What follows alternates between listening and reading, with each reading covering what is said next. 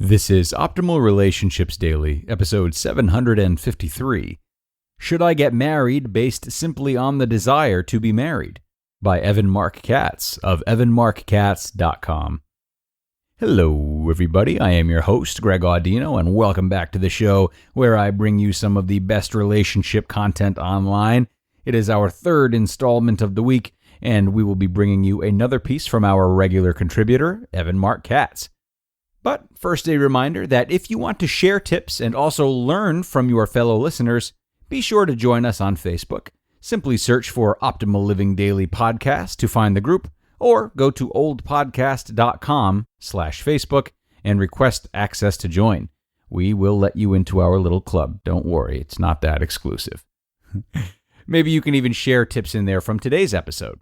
But first, you have to listen to it. So, let's hear Evan's answer on a marriage-related question and start optimizing your life. Should I get married based simply on the desire to be married? By Evan Marc Katz of evanmarckatz.com. Quote, my boyfriend and I have been dating for almost a year and a half. We are 33 and 35 and live in separate cities. We have never been a fireworks love story, but we love each other and enjoy each other's company. The time has come to take the next step, as we both want kids, a house, and a future. It's just that we have been single for this long for a reason. I am overly critical and impatient, and he is overly sensitive and lacks emotional intelligence. We have fallen into the habit of this tit-for-tat bickering, and I'm starting to find him unattractive. He recently stayed at my house for 3 days, and we didn't have once. I could barely bring myself to cuddle him. We got better as time went on and had a really enjoyable last day together, but I think we are kidding ourselves that this is a match made in heaven. What I'm asking, though, is can a couple who acknowledge they are not head over heels in love with each other build a life together and make each other happy? My parents divorced, and I am very scared of repeating my parents' mistakes and getting married for the wrong reasons. I guess, in this situation, we both acknowledge that we are not madly in love with each other and have a lot of personality flaws that we need to work on, but still want to build a life together. I just don't know if committing to this relationship will make either of us happy in the long run, but I also don't want to miss out on an opportunity that could make us blissfully happy. Nicola. End quote. I'd like to think that I'm pretty predictable as a writer, and by predictable I don't mean boring, but rather consistent.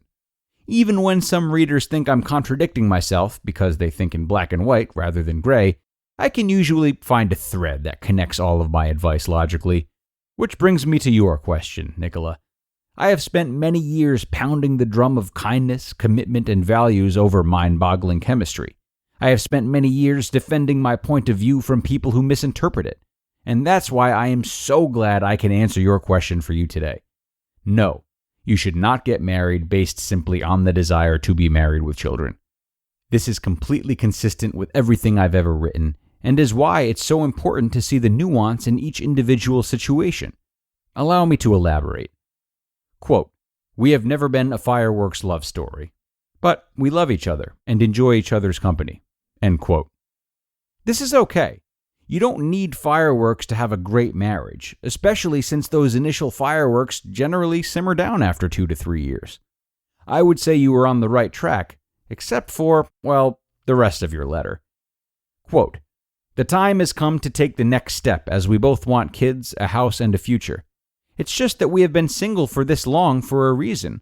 I am overly critical and impatient, and he's overly sensitive and lacks emotional intelligence. We have fallen into the habit of this tit-for-tat bickering, and I'm starting to find him unattractive.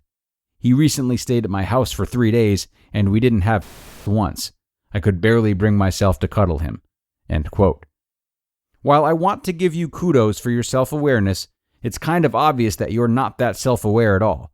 You are actually thinking of marrying a guy that you don't find attractive, don't feel affection for, and don't want to have with. Quote, I just don't know if committing to this relationship will make either of us happy in the long run, but I also don't want to miss out on an opportunity that could make us blissfully happy. End quote. Do you really think that this opportunity will make you blissfully happy, Nicola?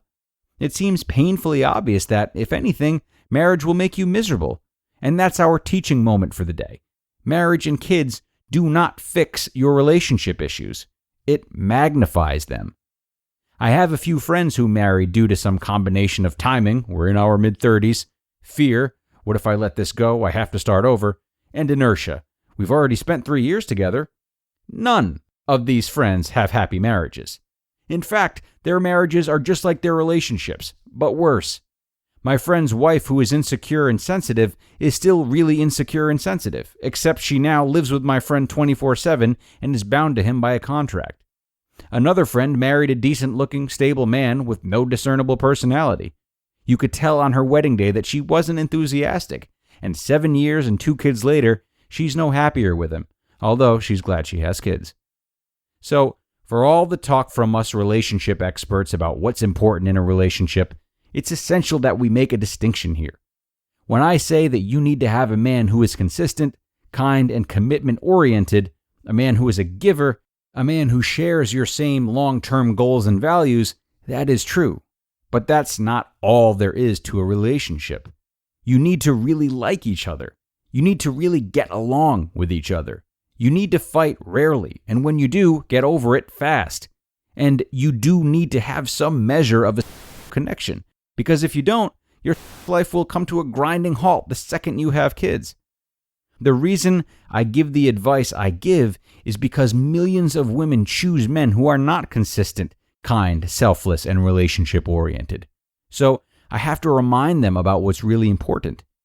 You can have what's really important, a nice, marriageable man, but if you don't enjoy his company more than anyone in the world, he's not your husband.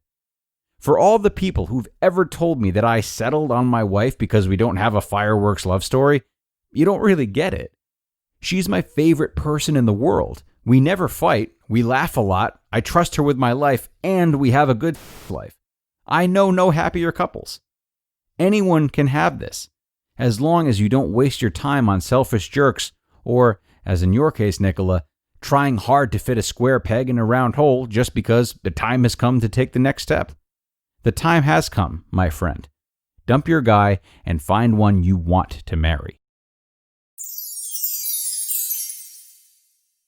You just listened to the post titled, "Should I Get Married Based Simply on the Desire to Be Married?" by Evan Marc Katz of evanmarckatz.com. And a great call by Evan on this one. It is important to realize that the idea of marriage and children is framed as something so beautiful from the second we're old enough to watch Disney movies. And while this is definitely true for some marriages, the real problem is that we become so fixed on the idea of marriage that we easily stand to value it more than the potential spouses in question. Okay? Marriage and the whole nine, it works when it's with the right person. And if it's not the right person, it does indeed get worse, as Evan suggests. For people in Nicola's shoes, I say learn to detach the old emotional story from marriage, recognize value in your life with or without a partner, and let marriage be a supplement to something that's already wonderful. Everyone, thank you so much for joining me today, and I hope this post has given you all a chance to reflect on your relationships with your partner a little bit. We are done for now, but not for long. I will see you again tomorrow with a post from our good friend Allison Carmen, where your optimal life awaits.